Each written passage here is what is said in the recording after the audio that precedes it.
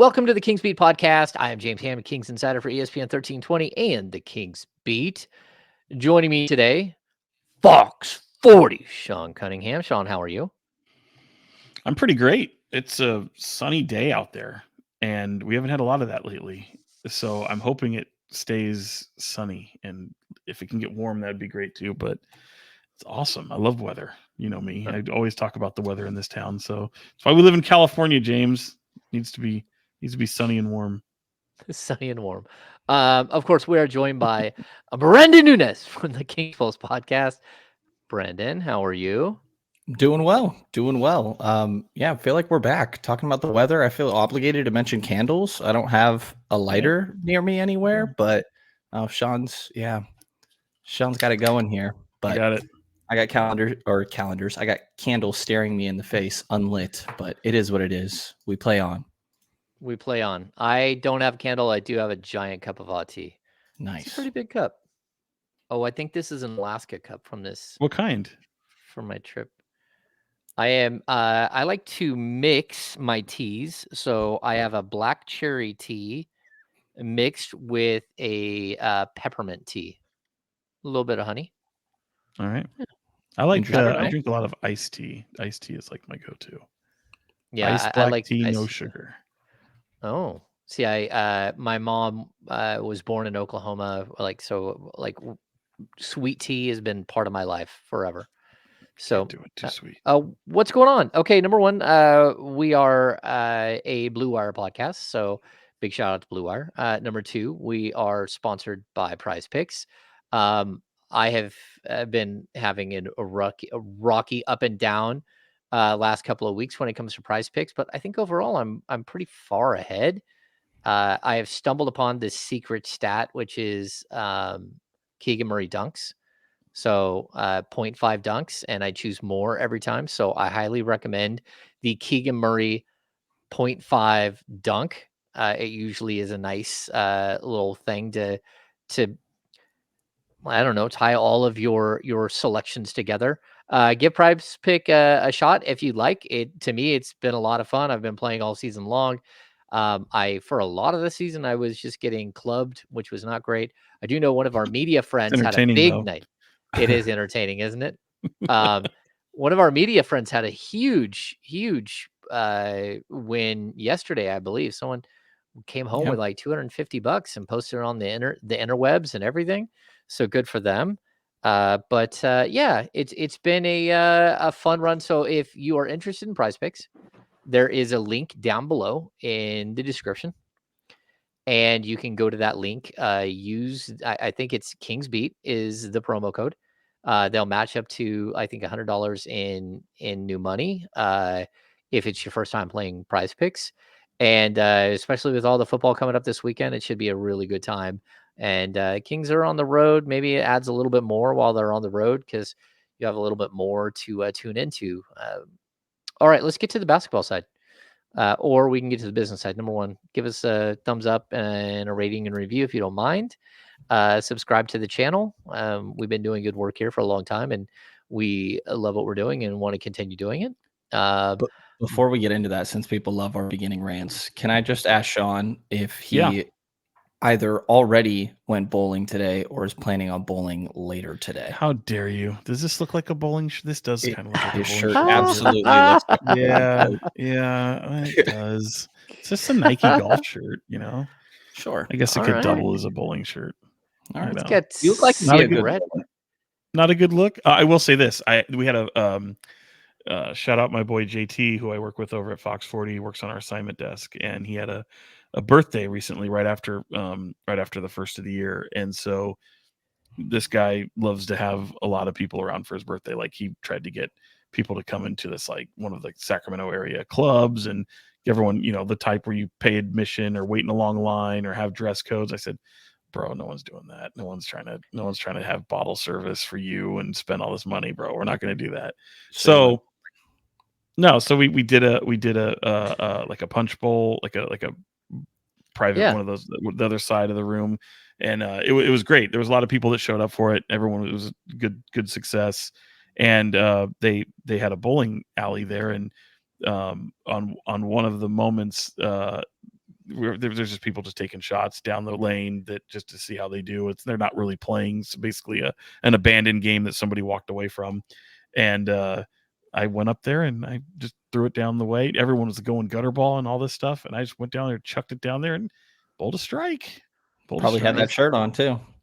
I probably should have had this shirt on. I'm feeling like it's laundry day. I'm feeling like Sean is caught in laundry day for like 2 days because he wore a green shirt the other day. He wore a green shirt yesterday, which I've never seen you wear a green shirt. Is it laundry day?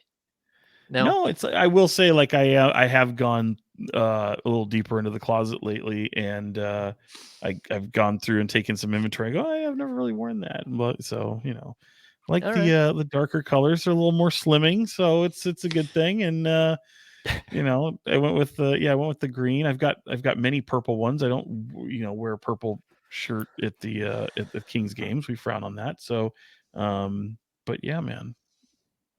All right. I'm mixing it up a bit. All right, let's get into it. Dying to know this. Brenden, a little bit. You're welcome. Brenden, did you get into any TV? I know I tasked you with seeing Poor Things. I have not Frankie watched saw anything. it. Oh, your buddy Frankie saw it, so I was hoping he would entice you to see it. Nope, not me. Nope, I still haven't seen it, Sean. I need to get out there and see that. Yeah, you're gonna look me in the eye. I feel like James is gonna look me in the eye and go, "What was that?" No, I like obscure, weird. It's a weird one. One of my favorite movies ever is A Clockwork Orange. Like that's out there. Stanley Kubrick. Yeah, that is out there. Stanley Kubrick is a great director, Brenden, back in the day. A lot of Full Metal Jacket, One Flew Over the Cuckoo's Nest. Yes. Sure. It was his last movie was Eyes Wide Shut. Was that the one? Is that the last one he did? Tom Cruise one and of them. Kidman. Yep. Yeah. Yep. Wow, I'm sure classic. Brenden didn't see that as well. No, he's never seen it. Some of the classics, yeah. He definitely has got a bunch of classics under his belt. Isn't he 2001 Space Odyssey? Yeah, absolutely. Yeah. So good knowledge. All right. Yeah. All right. Yeah. Let's move along. We got weirdness that's going on with the Sacramento Kings. Do we? They lose 4 straight, and like to be honest, the last 3 losses I was like more okay with than most of their other losses this season. They're like standard.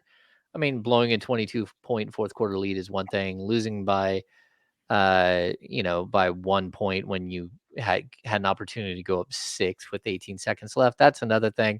But those are like almost normal losses in the NBA compared to like the 15, 20, 25, 30-point blowouts. Anytime you can start counting by 5s and talking about blowout losses, that's not usually a good thing.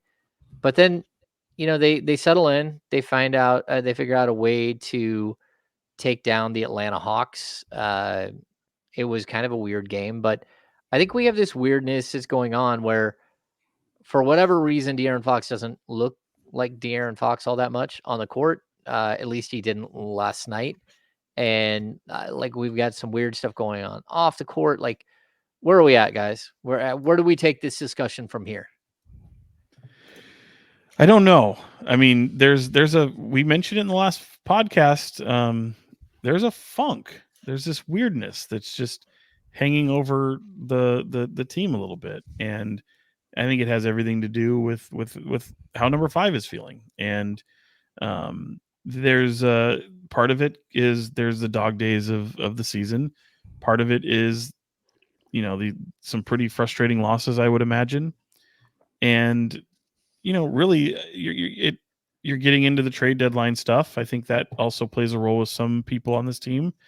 But overall, I think when it comes to De'Aaron, not speaking to the media for over 2 weeks we were trying to find some answers as to why that was, and he wasn't able to share that. But you can clearly see in the interview that we were able to conduct before the game on like yesterday, before the Monday. Yeah, before the Hawks game, which, by the way, just because I've seen a lot of people wondering, yes, there is media availability before the game. You have shoot around in the morning. You have a pregame locker room. There are interviews that take place before games, just so people know. There is open locker room before games. So that's 5:40 from 6:40 no 5:45 to 6:15 we have media access. So Yeah. so people understand the day. We get there, we have to be in the press room for Mike Brown at 5:15. The visiting coach talks at 5:30. The locker room opens from at 5:45 until 6:15. I'm in the locker room every game, but I don't do a lot of interviews in there. On occasion, if I'm working on something or I'll take out my phone and go have a conversation with someone and record it. But for the most part, it's more about, especially in post COVID, it's about being part of their world and making sure that they're comfortable with who we are.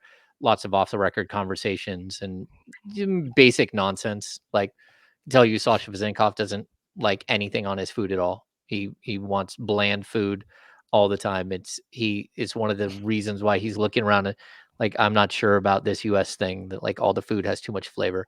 Like there's just randomness that we talk about and we've mentioned this before like I check in with Alex Lynn whenever he's in the locker room, make sure he's okay with all of his family stuff in Ukraine and all that. So anyway, back to what you're saying, Sean. Well, and just there's I think if anyone saw that, De'Aaron Fox appeared different. I made it. There was a lot of things that we wanted to talk about, but clearly seeing how he was interacting was obviously not the most pleasant experience. So I left some things out. Was going to end the interview with asking him, saying, "Hey, wouldn't be doing my job if I didn't ask your take on as to why we haven't heard from you in so long." And Jason Anderson was able to kind of beat me to the punch, and he obviously didn't want to talk about that. So now I know there's a lot of people say, "Oh, poor media." You guys complain about this a lot, but you have to understand that an NBA player, it's their job. LeBron James speaks every day. There's certain days you can give people, hey, if you want to take a day here and there, like it happens throughout the course of a season for sure, but a 2-week span is troublesome. It's just part of the gig, man. That's why you make a lot of money. It's why it's just how these things work in every professional sport and even college sports where guys, aren't making the money that they are now in They are NIL now, and but all go this. Yeah. It's just the gig. That's just the gig. And whether you're the last man on the totem pole or you're the highest guy as the face of the franchise, it comes with the territory. Coaches have to go through it even more, and they don't get nearly compensated as well as these players do. So I left some things out, figured could save him for another day. Wanted to get his overall assessment of the team before they go on the road, what he's seen over the past few weeks, and he might as well had a gun to his head. It was just wasn't good. And but I feel like it's helpful because fans who might be going, "Oh, what's wrong with De'Aaron? He looks," and you see it if you're on social media, Reddit, YouTube comments, talk radio, podcast comments, all this stuff. People are taking notice of it, and to give him the opportunity to kind of hear from it, you can kind of see it right there. So I thought the words or the actions spoke a little bit louder than the few words he spoke, but I think it's a good step forward, and hopefully it's just it won't be too much of an issue going forward. But I think he sent a pretty loud message with his lack of cooperation there. Yeah, and I'll just add that, like, I've seen people kind of going at him of like, this is a shit example of leadership and things like that. And there's just a lot of potential factors that go into this. Like, everybody is human and you don't know what anybody could be dealing with. And not to say that, like, I have no clue the extent of like what he's going through in his personal life, obviously, but there always could be things with anybody, as there could be with any human day to day. And I think that's important to take into account here. And I think that it's one of those situations where we've kind of talked about, I have a little bit of a different perspective kind of being newer, and this is my first time dealing with something like that. And so I kind of have some questions I guess I could present to you guys if that works. And Yeah. I think the first thing, and it also, I'd imagine, is a question that a lot of the fans have, and I kind of already know the answer to this, but there's like a contractual obligation here, right? That comes with doing that. So if you guys don't mind, I think it'd be helpful for the fan base, like explaining the extent of that contractual obligation and how often like there's kind of a gray area that players float around in there. Go ahead, Go ahead, James. Sean.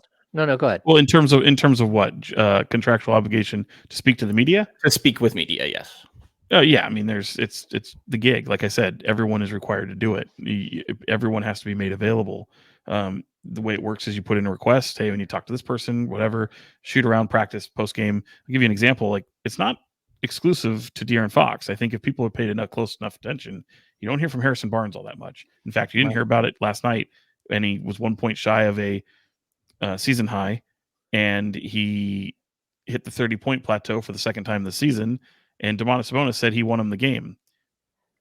Crickets. We didn't hear from him. And it happens quite often. I've talked to Harrison at many points, throughout his time here, a lot of time behind the scenes.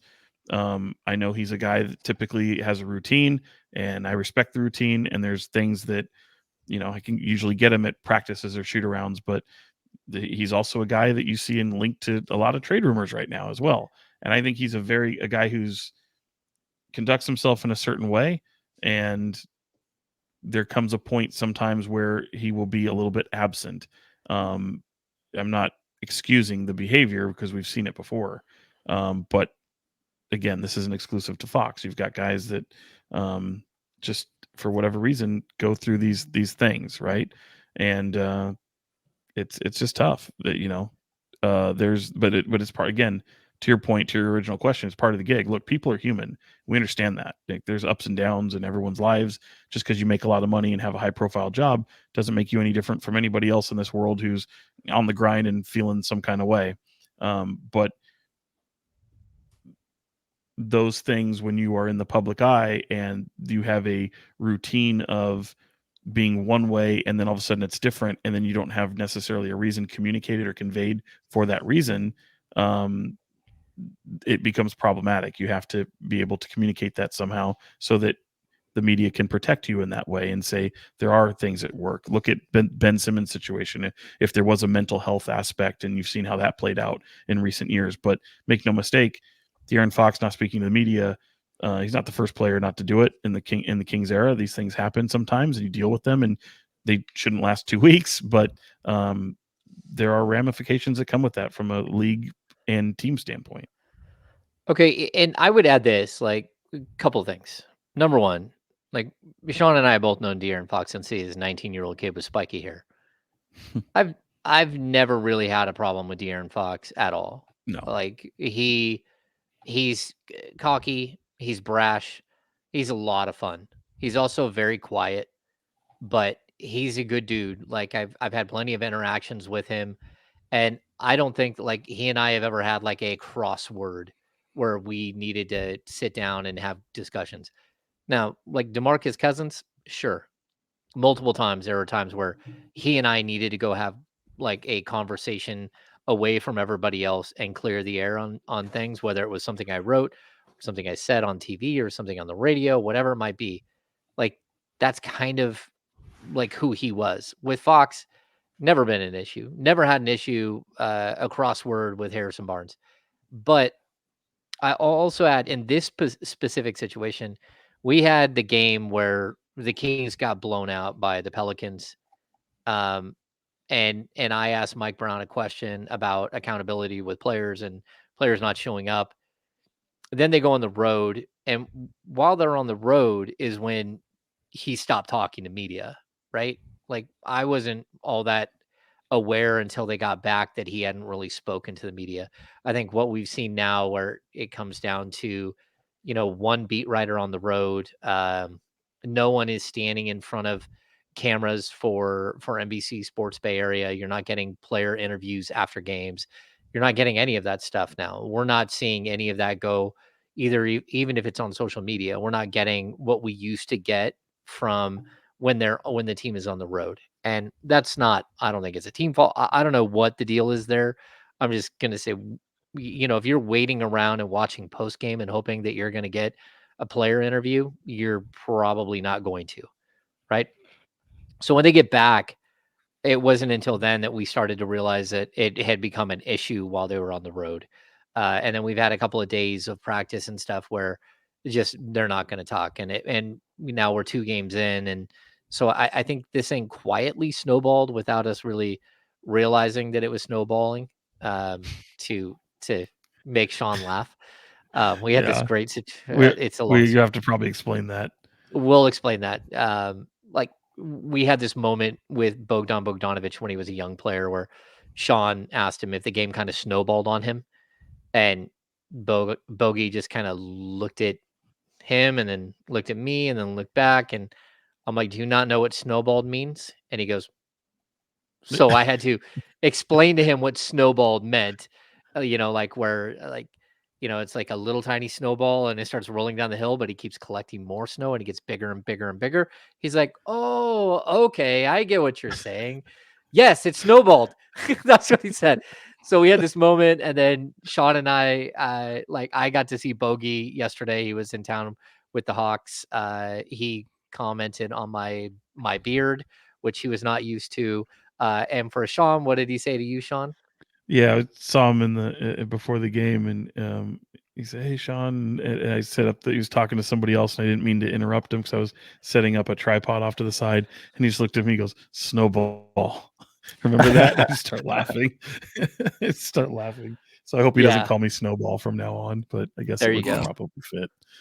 Anyway, Go ahead. this situation snowballed kind of while we weren't paying attention to it snowballing, because there was no way for us to really know that it had gotten to this point. And then it was, some of our friends that were on the road that said, "Yeah, yeah, he hasn't talked." And I'm like, "What do you mean? It is a 4-game road trip. He didn't talk at all?" No, he didn't talk. It's like, "Oh, okay." And then he didn't talk practice. He didn't talk at a game. He didn't talk at another practice. Didn't talk at another practice. Didn't talk. So we got to a point where this thing was getting a little larger. And like, again, for me, like there are times where I need De'Aaron Fox for something. But for the most part, I'm okay talking to De'Aaron when I talk to De'Aaron. If there's something going on that I need to have a conversation with, yes, that's fine. And I know he's the face of the franchise and all that, but I'll also say that like for 5 years, this team was complete ass, and that guy stood in and had to take questions regardless of how bad the game was, because he was a quote unquote face of the franchise. And that's through some of the darkest times. So I'm not someone who calls the league and says, "Hey, like we have a problem." I usually try to like figure out how to get around that problem and have a conversation and then get past it. But that's not the way these things always play out. And so I'm like, I guess to answer your question, Brendan, yeah, he's gotta talk, and he's gotta talk, like, not every day, although it's possible you could request him every day, and by the letter of the law, he might talk every day, but it's kinda customary that if a player talks after a game, he doesn't have to talk the next day at shoot around, or he doesn't have to talk the next day at practice. If he talks at practice, and then he goes on to have, like, a mediocre game and 2 other guys have a better game, those guys probably will talk during the game. And so we have sort of like this ebb and flow of when you get a player and when you don't, unless there's something specific. Like today, De'Aaron Fox was named as one of the 41 finalists for Team USA national team. We'd probably want to talk to De'Aaron Fox about the national team tomorrow. I don't know if the team will have practice before they go on the road, but that's when you start to have these times where you do ask him questions, or where it's kind of scheduled that we're going to have a conversation with somebody. Yeah. And the last thing I'll kind of throw in is I see a lot of comments, and I think one of you guys addressed it earlier about like, why does the media feel so entitled to having to talk to these guys? And to what you guys were just saying, like this is a contractual obligation, and I've kind of had to come to terms with accepting and understanding really that like the fan base also wants to hear from this guy. Like really when it comes down to it, we're just the middleman in a way that's getting that information out. And obviously we're the ones asking questions and being there and all that, but I'm sure the fan base wants to hear from the cornerstone when what's going on, specifically in a 4-game losing streak. And his voice is important and matters to the fan base. And I think that that's the important part here, rather than like media feeling obligated or like they have this, just sense of he has to be speaking with us. It's literally in the contract, and there's reasons for that because the fan base wants to hear from him. You're the face of the team when it comes down to it, which is why he's getting more focus on him than a Harrison Barnes, for example, even if the same sort of thing is going on. And yeah, definitely an interesting situation from my perspective, kind of dealing with this for the first time. Yeah, and Brendan, I'll add that, like, for people who ask that specific question, like, you have to understand that, like, there's an accountability to everybody. Like, the players need to be accountable for the actions on the floor. Mike Brown steps up every single post game and every single practice and has to answer for what's happening with his team. And there's other people who are accountable for every aspect of this. Somebody has to go get those players for us. Somebody has to say yes or no. Like, there's all of these layers of accountability, and part of the accountability aspect for us is that we have to answer the questions that are out there the best we can by asking a player to answer that question. So, like, some of the questions I've had to ask over my career, they feel really shitty. They're not fun to ask. But at the same time, they're a necessary part of the job, because if I have that question in my head, or if I see it like 15, 20 times on social media, then there are more people than that out there that are asking that same question. And we're the ones who have the access to ask that question. And it's just that, like, again, Sean asked a bunch of questions rapid fire of De'Aaron Fox because he got like 5-word answers.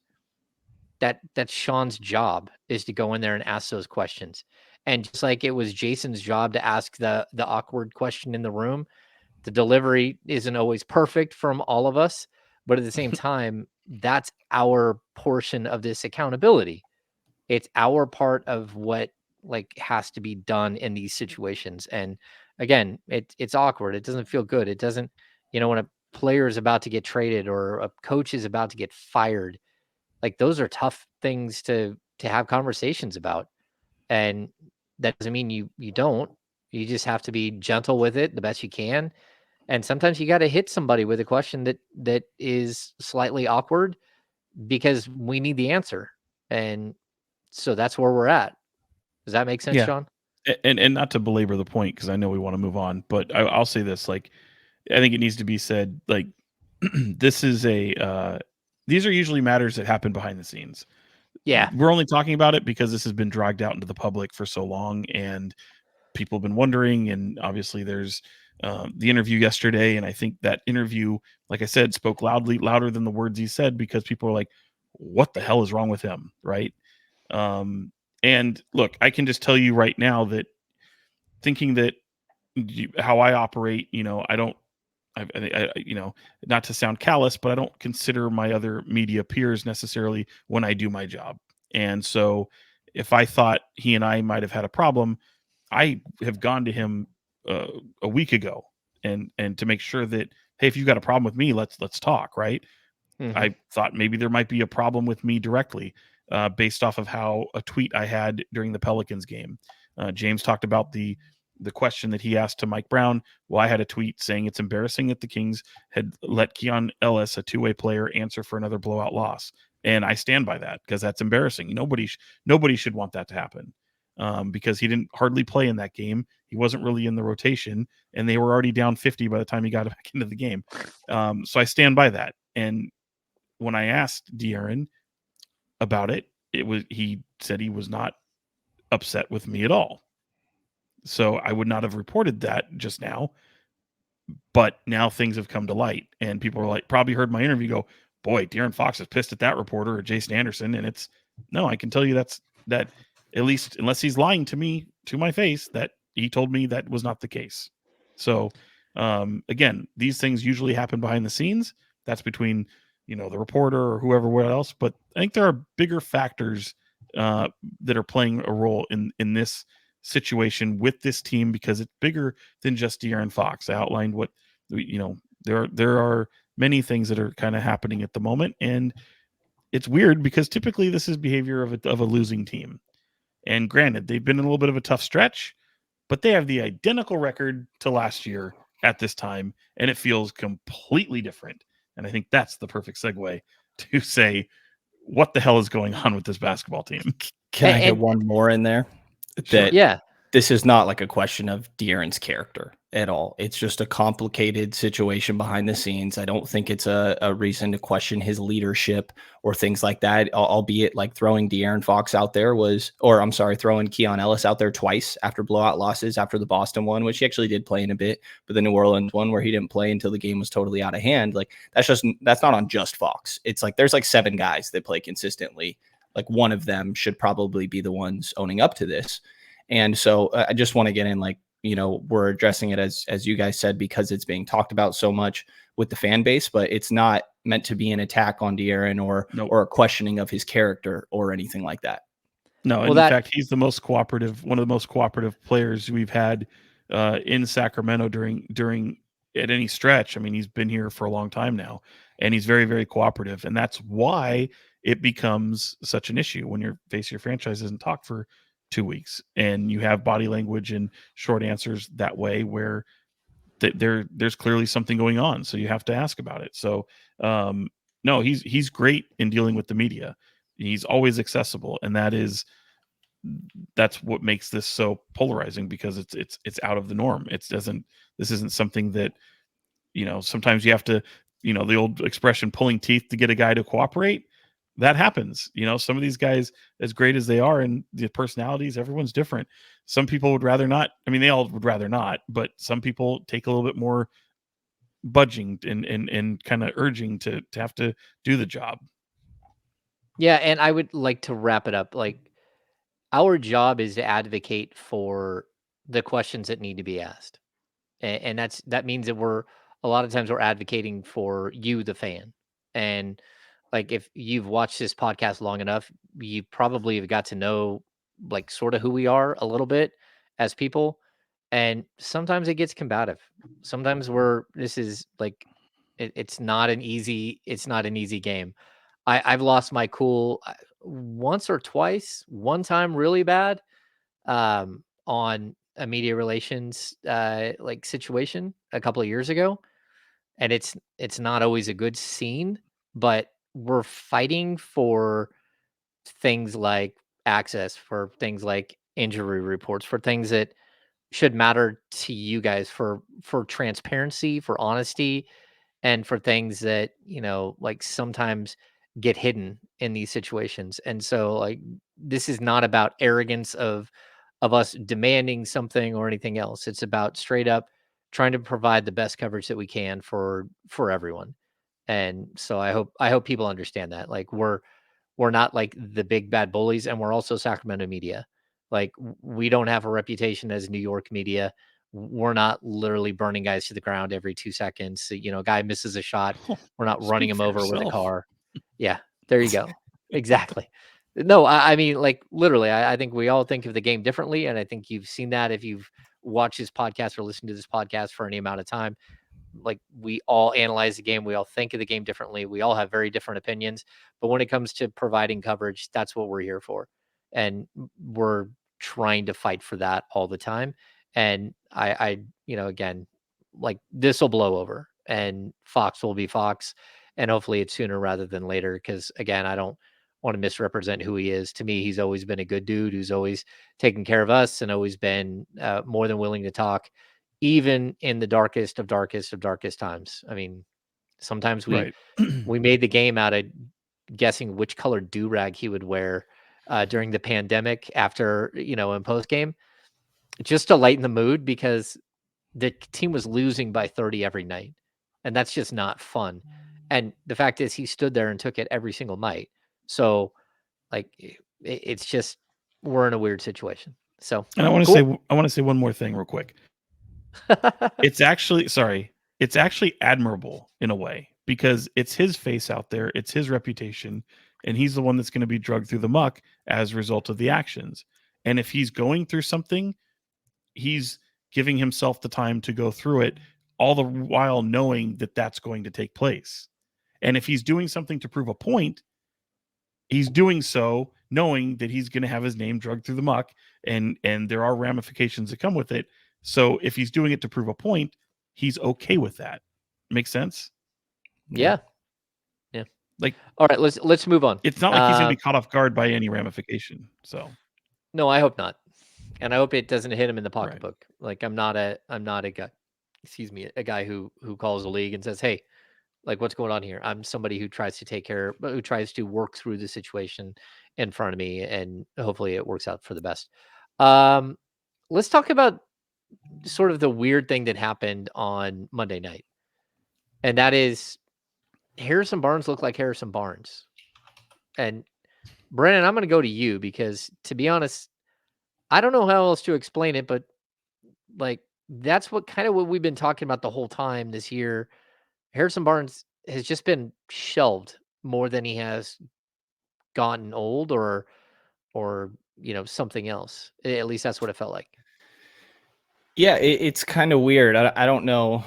Um, yeah, it's a tough way to explain it. I don't know if I'd necessarily use getting shelved, but like I said, it's a tough way to explain it for sure, and or it's tough to explain. And the answers we've gotten previously are just that it's a free flowing offense. Coach is not calling very many plays. And he even said post game when asked about like, how do you get Harrison involved more often, like happened tonight against Atlanta? And he was like, well, if I'm sitting there calling plays all the time, it's really going to slow our team down. And a huge part of the identity is playing fast for this group. So I think he did a really good job of maintaining his aggression throughout the course of the game, which I think has at times been lacking this season. Just I felt like last year and in years prior, HB was really good about recognizing a moment, and it's like, okay, team's going through a little bit of an offensive rut, and he'd kind of force his way to the free throw line. And that hadn't happened very often throughout the course of this season. We saw that a little bit last night. And obviously, as he got into a rhythm, they started to go to him later in the game. They started to give him post up touches off switches and things like that. And good things happened from that point. But it was kind of interesting post game to hear like Sabonis say that most nights he does have a mismatch and we should probably try to get him the ball more often and for him to be more aggressive. This felt like a game where there definitely was a bit more aggression from him, but also shots are going down and most of them did feel within the flow of the offense. So it's interesting because it's one of those performances where you feel like that could happen almost any given night. It just really hasn't throughout the course of this season. You have to go back to the very first game of the year, really. Yeah, on this season, he has 3 games over 20. It was the first game of the year, and there's a game in November, and then last night. So he hadn't scored 20, and he's only scored 30 twice. He's got 33 in the opener and 32 last night. That's also, I think, the second time in his entire career with the Kings where he shot 20 field goal attempts. I guess I'm going to throw it to you this way, Sean, just because I'm an a-hole. Were the Kings just showcasing Harrison Barnes last night and showing people? I mean, at the Mute end your of the day, microphone, sir. How dare you? at the end of the day, were they just going, So hey, what for you any of you out there that were wondering why he's averaging 10 points a game, it's really not him. It's us. We're the a-holes. But look, he can still do it. He can. We just don't let him do it because we're going a different direction with some other people.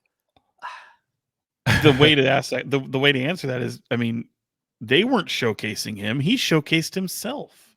Oh, I mean, James, typically what we've seen is this team try to get HB going with a few shots in the early going. Like, it could be the first shot of the game, could be the second shot of the game. But he had 6 shots he had taken by the at the end of the first quarter. And that like rarely happens. Even in previous years when you needed him to be a scoring guy, where you don't really need him to be that in the way this team is constructed. But you always have to respect, if you're the opposition, you always have to respect where he is on the floor because he is a bucket. He is capable of getting that. And that's why when people like always want to throw his name out there to be traded, and I always feel like I'm being an apologist for Harrison Barnes. It's crazy. we But both are Harrison Barnes apologists in the public. yeah, That's what it is the going and that's sentiment is. fine. Like, I guess it's fine, but it's like if you're looking at somebody who's more of a one-dimensional player who's strictly out there for defense and doesn't really stretch the floor, it makes it easier for them to leave that guy and double somebody else, right? And he's always typically part of one of the best rotations, the best fives that the Kings have. Fox usually plays well with certain guys, and he's one of them. That's all to say that, like, what's the common denominator in a lot of these games recently? Missed free throws. Harrison Barnes can get to the free throw line, and he took it upon himself to try to do so. Brenden James, how many times did we see him get inside the paint? I think he missed 3 or 4 layups or 3 or 4 at the rim.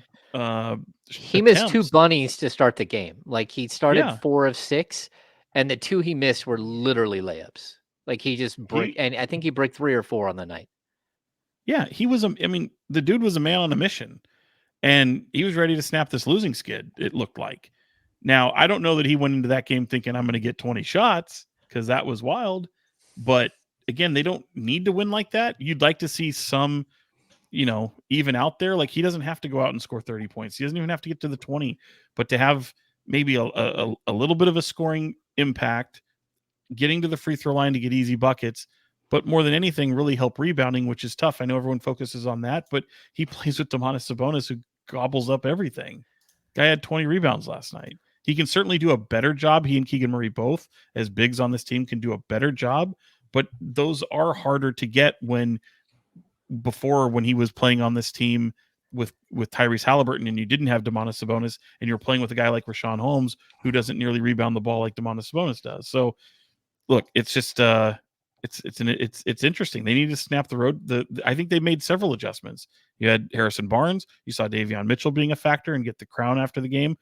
I mean, there's a lot of little kind of things that we saw. You saw JaVale McGee come back in that game after Alex Len had played well. So I think there's a lot of guys that with 3 days off, they had plenty of time to practice, plenty of time to tinker and kind of figure out a couple things. Yeah, just so people know, I'm joking about the showcase thing, but what I am saying is that, like, it sure did feel like they were telling people, like, well, if any of you are out there wondering whether he can still play, here you go. Example A, he can still play. That's just not who we are this year. And, Mike talked about him being the 6th option. I mean, that kind of feels like what it is, right? Yeah, I mean, he definitely is. It goes Fox, Domas, obviously, and then you probably have Keegan third, and then he mentioned sort of Malik and Kevin being on a similar plane, and then you reach HB. Yeah, and I mean, at the end of the day, that's what a guy who's at that point, if you're the 6th best offensive, well, the 6th option in the offense, whether it's the best or not, you're not going to get a lot of opportunity. And I think, again, across the board, Harrison Barnes' numbers, the rebounding number, I think, is something that he should address and something he should be better at. Just straight up, he's been a very solid rebounder throughout his career. A couple of years ago, he averaged 6.5. Even with Domantas, he averaged 5.5, and now he's down to like 2.8. He's barely, I think, he's 0.2 above Sasha Vezenkov on the season, and Sasha plays 13 minutes a night, so that's not exactly like a ringing endorsement. But outside of that, it just feels like the team is moving in a different direction, and it's not so much Harrison as it is, that they have other players that do things that they need to bring along, and younger players like Keegan Murray that you need to like keep developing and everything else. And so I don't know. I think it'll be interesting couple of weeks.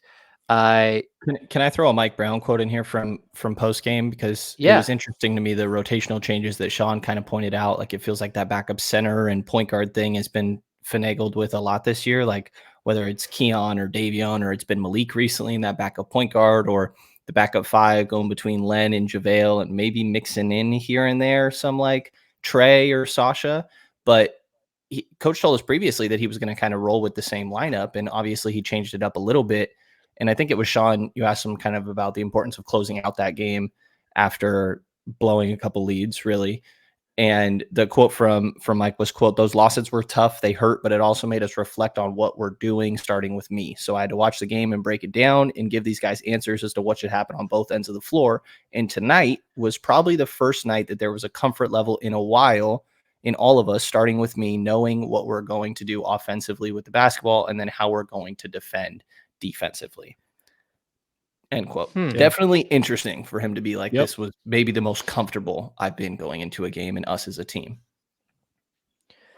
Yeah, I think it's interesting. I think Mike has been searching for answers just like everyone else. It does seem like most of the guys on the team, I mean, you're Domantas Sabonis and you're putting up a triple-double or double-double almost every single night, and you're losing. And that means that you got to figure out ways to do more. And sometimes I think doing more means doing less. But, I think some of these guys are struggling with that concept of, allowing things to happen, being more in tune with each other, communicating better. I think we've seen a lot more like little scuffles with players over the last couple of games where they're actually communicating in the moment. And I think that's a good thing because, these guys at the end of the day, they're like brothers. And that's how I think a lot of brothers communicate. Sometimes you got to get on somebody. And, sometimes when somebody gets on you, you can get on them back. And I think that that's a big thing that this team is going through right now where they're really starting the accountability aspect of it is starting to crank up a little bit. Let's see. We don't have a ton of time here today. So we probably should do the business of basketball. So trades. Oh, Jesus. Every day. No. No, but I think it's interesting that we just saw like a tremendous performance by Harrison Barnes. 32 points, one of his better games in a couple of years. He was active. He's all over the place. And now the Kings go on a 7-game road trip. When they get back from that road trip, they play the Detroit Pistons. And then the next day is a trade deadline. Is this team going to look the same? Is it possible? I know this sounds crazy, and I don't want this to be as in I'm calling my shot here, but I'm wondering, was that Harrison Barnes' last game in a Kings jersey at Golden One Center? I mean, there's no real way of being able to answer that at the moment. I mean, You're there's so many lame. things that Pick are- a yes or no. Boring ass. Boring ass. Go Boring ass go ahead. bowling MFer. I'm gonna say I don't know. Yeah. Different. No, Jesus if I Christ. have to pick, I'll say I do think the I love Kings you, are going to make a brother. move if I have to guess. But I'll say also what I've said previously that I don't think that they should feel pressured to this season. And unless the locker room is a mess and the self-belief internally is getting messy, or if there's pressure from ownership, I don't think that the front office should act out of desperation. I think that we've seen that they're going to be aggressive. They're going to involve themselves in a lot of conversations, as they should, because we know that this team needs to be better if they want to eventually reach championship contention quality, like they say they do, and like I'm sure every organization does. But you don't need to be desperate. So I think they're going to try, and if they think there's something out there that will make them better, that they will. And that makes me lean towards yes. I think that we will see a change, and obviously Harrison Barnes and Kevin Herter, Davion Mitchell are going to be like kind of the prime candidates that are involved in those conversations in my mind. But again, I think it's important to say, like, if they don't make a move, I would trust that they did everything. They searched everywhere and just didn't like anything. And then you can figure out a way to move forward from there in the offseason when you have everybody returning, really except Malik Monk, and then try to figure out a deal that does fit then. So I'll go with yes as my guess, but I wouldn't necessarily be disappointed. And I have a trust in the front office that if they didn't, that it wasn't for a lack of effort.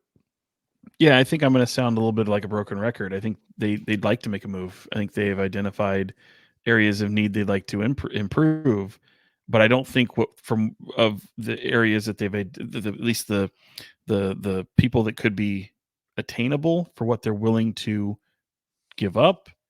I don't know that.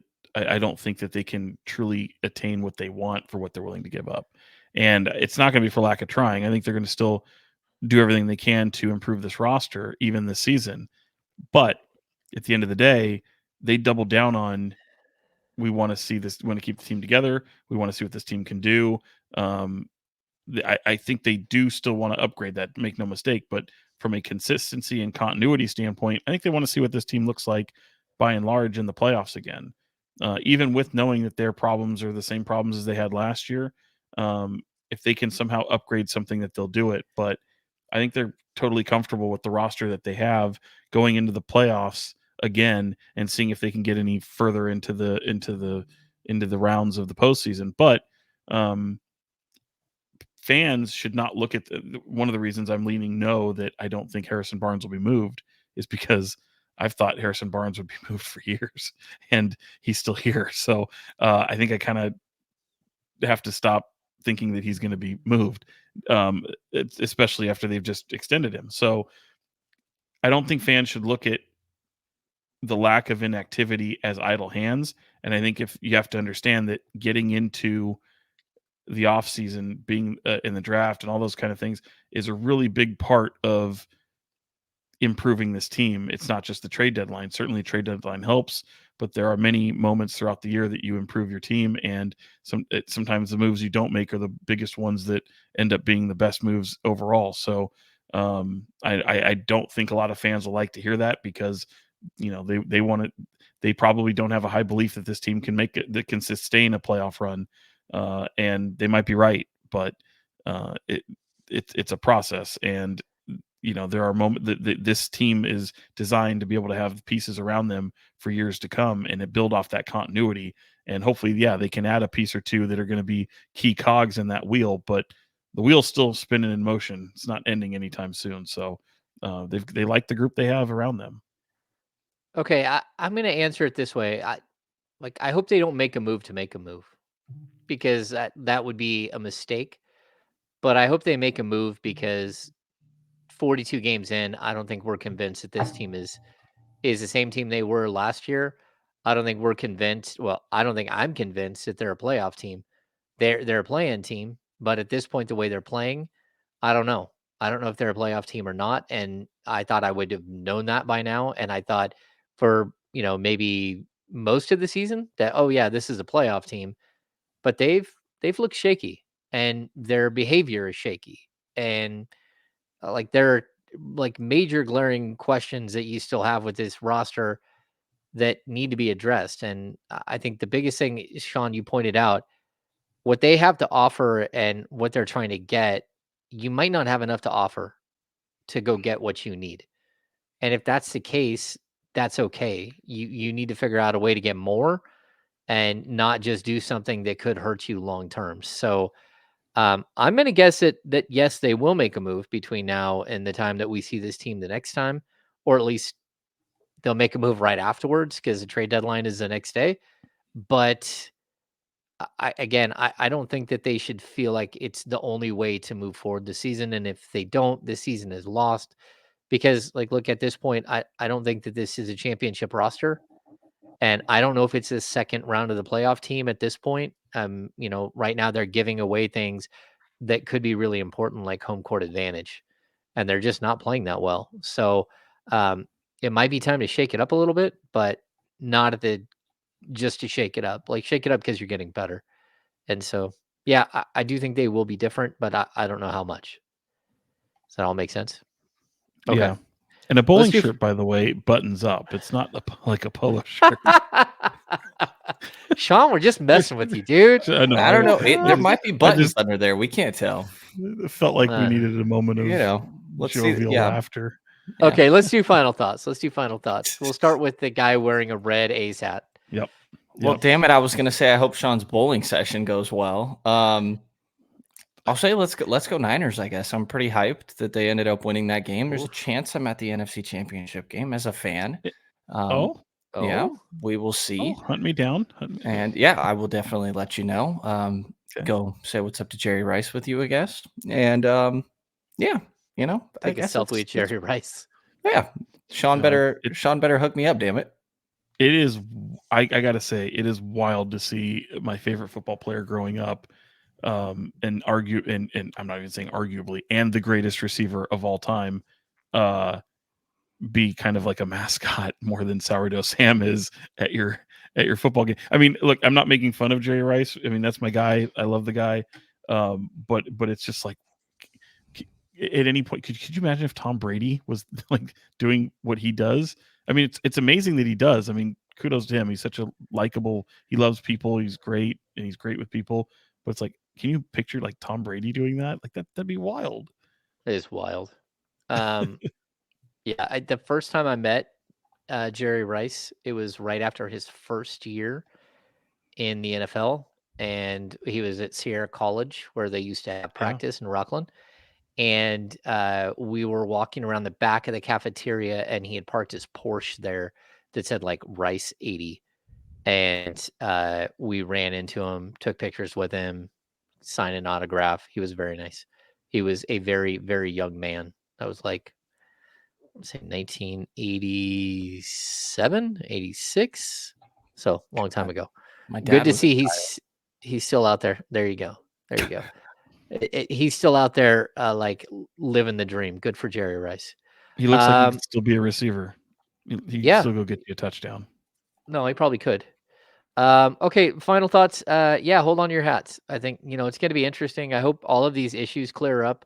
I hope everybody's in a better mental space heading out on the road, because the Kings seem like a little bit in a funk. And hopefully that clears up when they're all hanging out together away from us, because clearly the media is a problem. All right. That's going to do it for this. I didn't get my final thoughts. It's okay. Niners? I mean, we can keep it there. Everyone picking Niners? Yes. And I don't want to hear it if you're not. No, this is the team I didn't want the Niners to play. That's all I'll say. Stop it. But I'm stop it. I think they're going to win. I do. But this is the team I didn't want to see them play. This is the one that scared me the most. Really? It did. We'll see. We'll see. This is the one you haven't played. That's one of the problems. Yeah, it's definitely intriguing to see what's going to happen here. Can you imagine if you see the Rams? They would have seen you like not that I like, but seeing a team that many times, that's why that can be tough. So, well, thank God you don't know what you're talking about, Sean. Well, if you're a good team, you should be able. If you're the team that the Niners should be, they should beat everybody, except for I don't know, until the Super Bowl. Let's see what happens. Get Debo right. Yep. Yeah, not great. Shout out to Juwan Jennings for putting somebody into the Gatorade table. That was sick. Okay. Outside of that, I think we're done for the day. Make sure to jump on board with the Kings Beat. Go to thekingsbeat.com. If you're still watching, give us a thumbs up if you don't mind. Subscribe to the channel. See what else. We'll do something with the off the record with the Kings Beat virtual happy hour soon. And stay safe out there. Don't go crazy. It's going to be a spay and neuter your pets. Spay and neuter your pets. Thanks, Bob Barker. Yeah, it looked like you were. Yeah, you were searching. No, just like. Okay, no, I think we're ready to roll. So jump on board with the Prize Picks. Say hello to our friends at Blue Wire. Look at some other Blue Wire pods. So for Fox 40, Sean Cunningham and Brenden Nunes from the Kings Pulse podcast. I am James Ham, Kings Insider for ESPN 1320 and the Kings Beat. Thanks for tuning in to the Kings Beat podcast. We will see you very soon.